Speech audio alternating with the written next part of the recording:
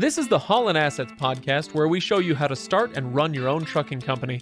Ever wanted to go out on your own? Follow Chris as he goes through the highs and lows of running on his own authority.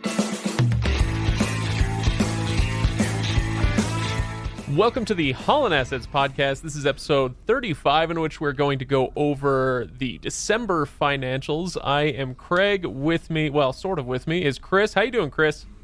I'm doing well. Just still a little bit white knuckles, haven't completely gone away, but I'm doing okay. All right. Well, white knuckled. Why is that? Oh, we'll get into. I've had some pretty good winter driving experiences in the last couple of weeks. Okay. Well, I guess that makes sense. I mean, we're doing the December financials. It must be January, so we probably spend a few minutes talking about winter driving and all that.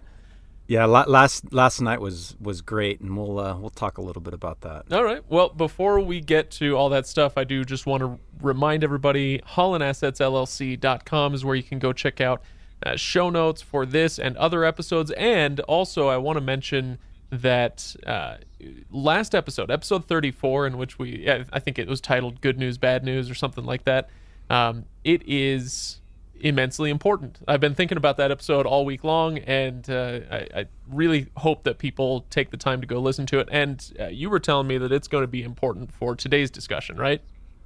It'll just give a little bit of context. Yeah, it was episode 33, Good News, Bad News, so two episodes ago. It's not 100% necessary, but you'll better understand why the December financials are the way they are if you listen to that episode. Right. Okay, well, so, Chris, let's start off. Before we get to the December financials, just tell me a little bit about what your experience has been. As far as I know, this is your first real winter driving conditions. You had to chain up and all that stuff. How's it going out there?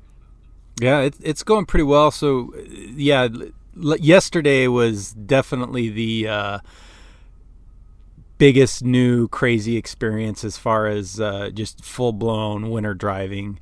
I've had to drive, through the snow some. I had to drive down Highway 6 in Utah, which is a pretty big canyon, in a snowstorm. The road wasn't too snow-packed when that happened. I just kind of hit the beginning of the storm, so it wasn't too bad. But I've also had to do some other things. So before we get into what happened last night, which was really the craziness, a week or so ago, I was driving back from Columbus, Georgia, on a load that it was going up into Washington, and I got to about Missouri, and I was kind of planning ahead, looking at what the weather was looking like, and it was really bad. You could tell I-80 was gonna get hit pretty hard. So in Missouri, I kind of made the decision. In the Kansas City area, I decided, you know what, I'm not going to risk it. I'm not going to do 80. I'm going to do 70, which I'd never driven 70 in a truck before.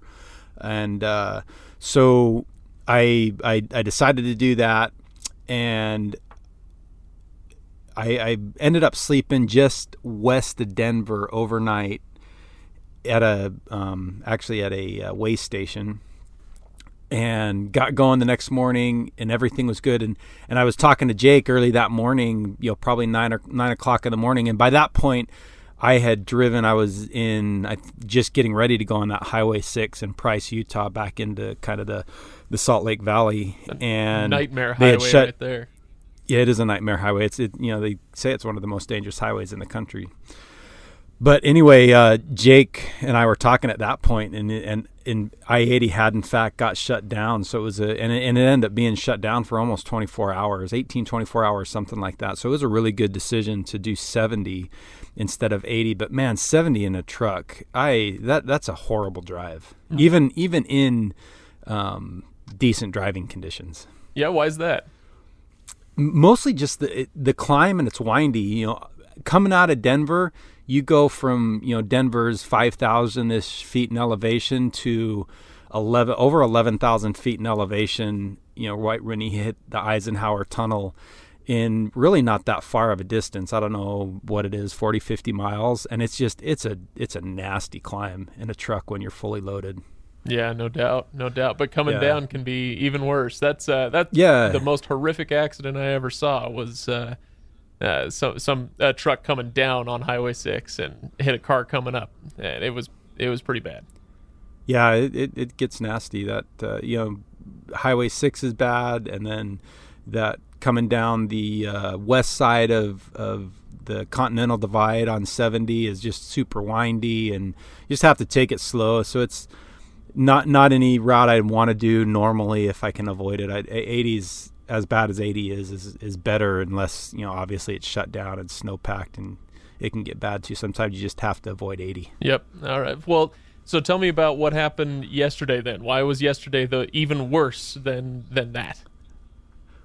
Yesterday, so I finished drill this last weekend, and Sunday night drill for National Guard? For the Guard, National Guard, yeah. And so I get done there at like 6 o'clock in the evening, or well, no, it's probably more like 5. And Jake had booked me a load for Monday that was coming out of Jerome, Idaho. Well, Jerome's about not quite about a 3-hour drive from my house. And I was looking at the weather, looking at everything, and I would have cut it really close to be able to make the delivery on that load. So I had to deadhead to Jerome, Idaho. So I ended up leaving Sunday night at like 9 o'clock at night, got to Jerome at midnight, and was able to do a 10-hour break. So I had a fresh set of clocks the next morning to drive. It's only 530 miles from Jerome to where I was dropping off. So not, I normally under normal conditions, I could probably do that in about 8 hours. Anyway, I start the drive and everything's really good until I get to La Grande, Oregon on 84. And there's a mandatory chain advisory in effect. So I have to chain up, and I've never chained up before. So this was going to be a fun experience. A rookie chaining? Rookie chaining, yeah. So it ended up taking me about twice as long as probably a person that knows what they're doing does. But I was able to get the chains on all tight, everything good to go. And I was surprised. I get up to the first chaining area, and there's probably 10 trucks there chaining, but there's a ton of guys just blowing by, not chaining up. And I probably, to be honest with you, ended up chaining maybe 5 miles sooner than I really needed to. But I get chained up and I start driving off, and just plugging away at 25, 30 miles an hour all the way from about La Grande to Pendleton. Oh. And that's where the mandatory chaining requirement was lifted, and you could just drive. But the roads were bad, that whole entire stretch, all the way really through the Columbia River Gorge until about Hood River, where it kind of changed more to rain and not so much snow and ice on the roads. And so it was slow going. It took me a little over 7 hours to drive from that where I chained up until I got to just outside of Portland. Wow, 7 hours. I mean, that should be what, an hour and a half, 2 hours maybe?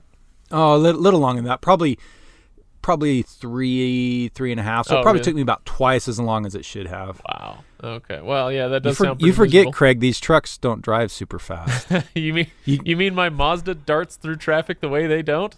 Yeah, you can probably go down Cabbage Hill, that drop from down into Pendleton a little bit faster than I can in my truck. All right, well, I mean, it's not that you can't go that fast. It's just that it's better if you don't. Yeah, it probably wouldn't be pretty if I were to try to do that. Well, chaining was definitely fun. That's something you've always heard about, and never had to do it before. Obviously, I'm pretty new at this, but got my first experience at it, and now I can check that off the box. But I'll tell you what, it's a lot messier job than I would have thought. Oh yeah, how so? Just a lot of elbow grease going in there. A lot, elbow grease. So you're out there working. You're right on the side of the road. It's wet and nasty. I've got a pair of coveralls, and so I threw my coveralls on. One to keep me warm, two to try to not be super dirty, and gloves on, just moving the chains, laying them on the ground. I'm not one that usually likes to kneel down or crawl under a truck on a roadside, but have to do that a little bit, getting kind of dirty that way. Well, I'm glad you took one for the team, Chris. I took one for the team, and I didn't really realize how dirty it was until this is all happening at night. It's dark, And the next morning, after I get to where I'm going and it's light, and the next morning, there's like mud fingerprints and streaks all over the inside of the cab, and it's going to take a little bit of cleaning to get me back where I need to be. Well, it sounds like it turned out okay in the end, I suppose. You got the load delivered, I guess. I did, yeah. Loads delivered. Everything's good to go. In fact, I'm sitting at the receiver right now, all unloaded. I've got to sit for a little bit longer before I can go. Oh, well, we'll take advantage of that time, I suppose, to talk about the December financials and how things finally shook out.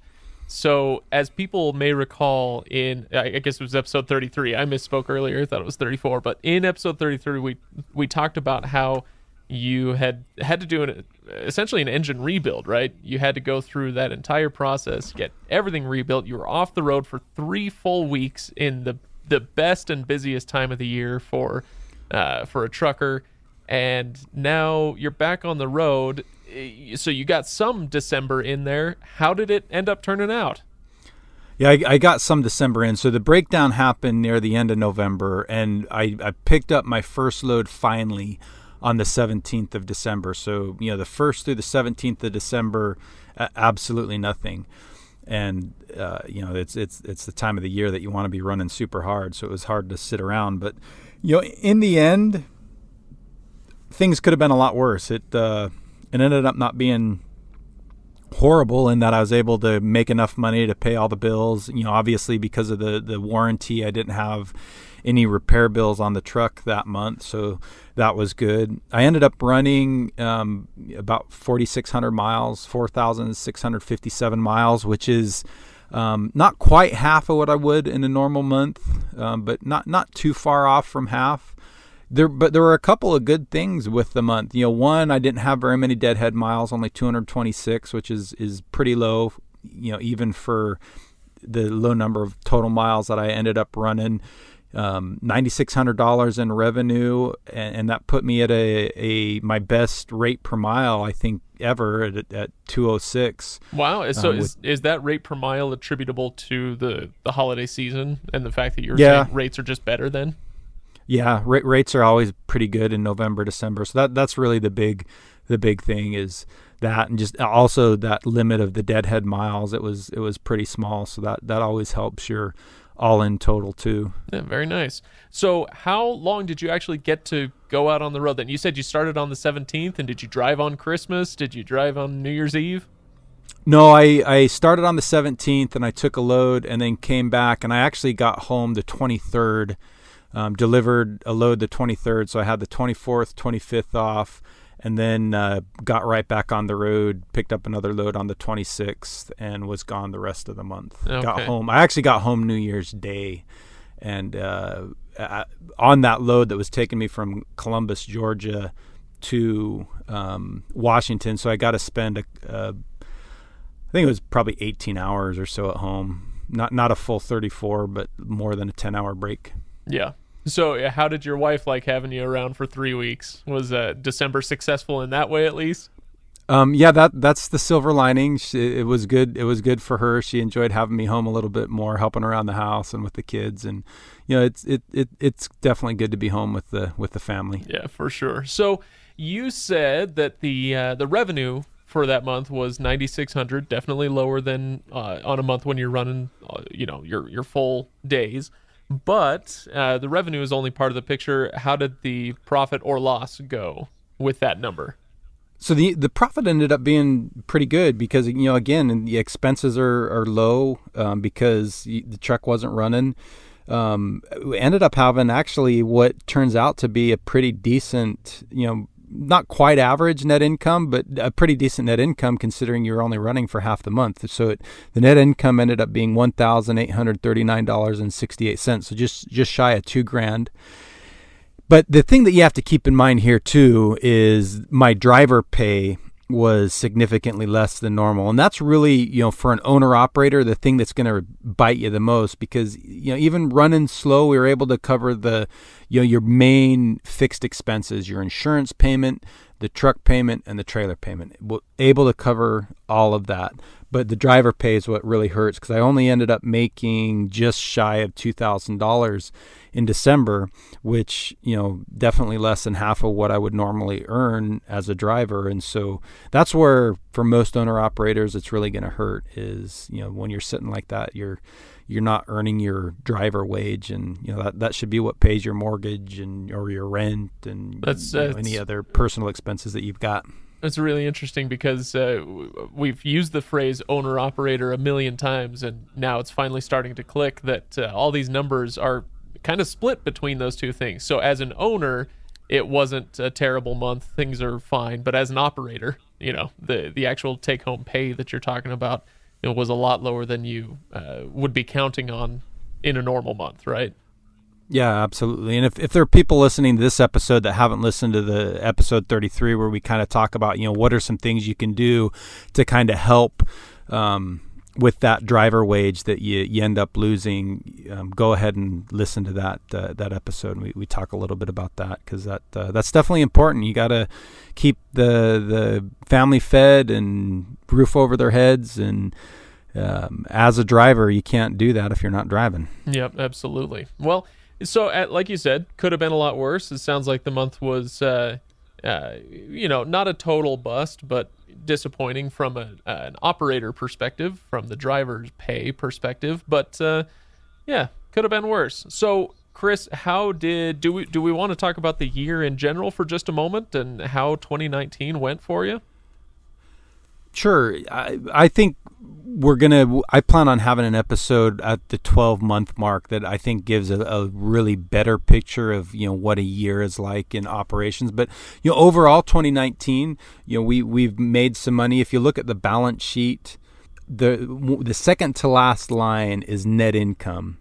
And that is what our net income total is for the year. So it's $5,000. It's in the black, which most companies, when they start out their first year, they actually end up losing money. Well, we've made a profit, and that's taking into account a lot of the startup expenses. There's a lot of stuff that happens early on that kind of you dig yourself in a little bit of a hole, and then you spend the next year trying to pull yourself out of it. And for a lot of companies, it's the next year or 2 years, sometimes 3 or 4 years is what it takes to dig out of that initial hole. We've essentially, that net income line shows that we've gotten out of it, made a little bit of a profit.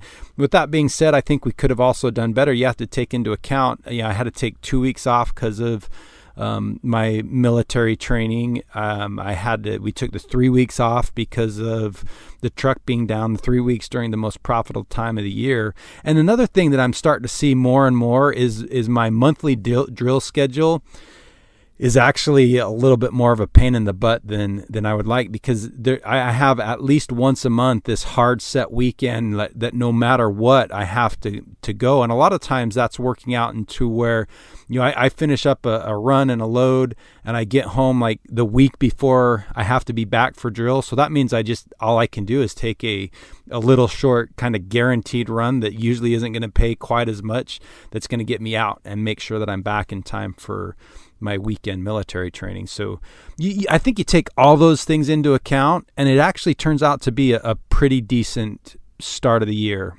Could things have been better? Yes. Could things have been worse? For sure. But we made it work, and kind of like I said at the beginning of this podcast, that first year, to a great extent, you're just kind of in survival mode. You're trying to get your systems in place, get things working, get things figured out, establishing a little bit of credibility within the industry. And then after that first year is when you should be able to really start kind of growing and taking off. And that's really what we're going to be looking forward to in 2020, especially the latter half of 2020. That's when we really should be able to start to blossom. Sounds great. Well, I'm looking forward to it. There's going to be a lot to get to this year. I know that you have some pretty grand plans for Haulin Assets, and so I hope people will stick with us. Make sure that they are subscribed to the podcast, and let your colleagues and your friends and everybody else know about the podcast. Those shares are the best vote of confidence that we can get. So let other people know about this, and we appreciate it. Right, Chris? Absolutely. Yep. The shares and the likes and Your comments. I love reading the comments on whether it's a review on iTunes or Google Play or just on the website. Love hearing about that. Love it when people ask questions. I'm getting more and more people that are actually kind of reaching out to me through email. I'm a busy guy, but I do my best to respond to every comment, to every email. And so you shoot me that stuff. I'll do what I can to get back with you. As you know, one day if we start getting thousands of people sending me emails every month, that might get kind of hard to do. But for now, I'm for the most part able to keep up with it and happy to do it. And we appreciate all the likes and comments we get and keep them coming. Yeah, absolutely. And people can reach out to me too, as long as they don't want a real answer that means anything. So. Yeah, I'm trying to think. You just got back from CES, so maybe they've got some techie questions. That's right. It's something about home electronics. I'll answer that. That's fine. All right, Chris. Well, I will see you next week then, and hope to see talk to all of our listeners as well. Okay. Yeah, sounds great. Thanks, Craig.